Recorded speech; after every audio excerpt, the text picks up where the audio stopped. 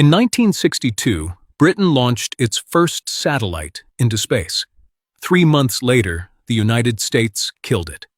Not with debris, not with the cold silence of orbit, not because British engineering failed, but with a hydrogen bomb.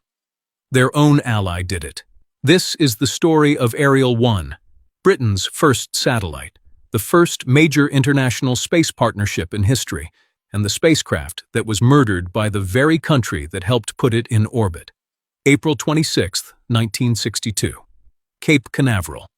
A Thor Delta rocket rises from the launch pad, carrying a small 60-kilogram satellite built 4,000 miles away, inside a laboratory in Slough, England. Its name was Ariel 1. Britain built the science.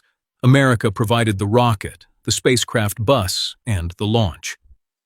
At the height of the space race, this was something rare.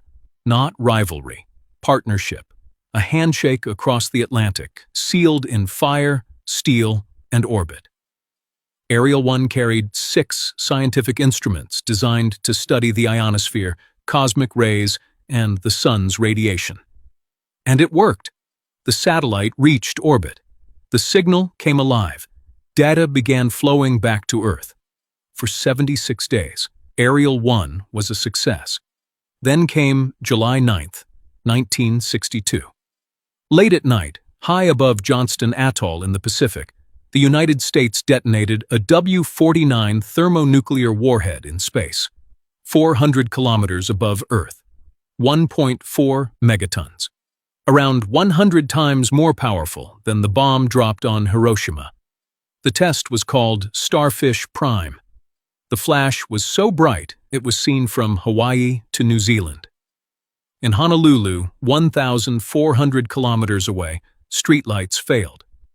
The sky glowed with an artificial aurora, burning red across the Pacific for minutes. But the real damage could not be seen. The explosion injected high-energy electrons into Earth's magnetic field, creating an artificial radiation belt around the planet. A hidden cage of charged particles wrapped around Earth. And moving silently through that cage was Ariel 1. It did not die instantly. That is what makes the story so haunting. Its solar cells began to weaken. Pass after pass, orbit after orbit, the radiation stripped away their power. The electrons slammed into the silicon, damaging it defect by defect, atom by atom. Power output dropped. Instruments began failing. The signal grew weaker. In Slough, British engineers watched their first satellite slowly suffocate from 4,000 miles away. They could hear it dying, but they could not reach it. They could not move it. They could not save it. By November 1962, just 4 months after Starfish Prime, Ariel 1 was effectively dead. And it was not alone.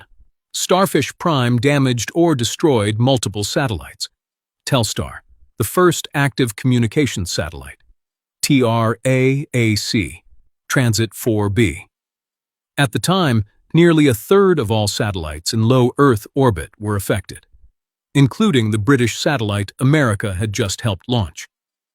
The artificial radiation belt did not disappear quickly. It lingered for years. Some of those charged particles remained trapped in Earth's magnetic field for nearly a decade.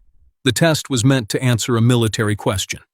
Could nuclear weapons destroy enemy missiles in space? The answer was yes. But it also answered a question nobody had wanted to ask. What happens when a superpower detonates a hydrogen bomb above its own ally's satellite? Ariel 1 became the answer. 13 months later, the Limited Test Ban Treaty was signed. Atmospheric nuclear testing was banned. Nuclear explosions in space were banned. A British satellite, killed by an American bomb, helped end an era. So tonight, when you look up, remember Ariel 1. Somewhere above Earth, its silent shell is still circling in decay. A dead messenger from the first great international partnership in space. Killed not by the universe, killed by us. And if you thought space history was only about rockets, heroes, and triumphs, Follow for the stories they almost never tell you.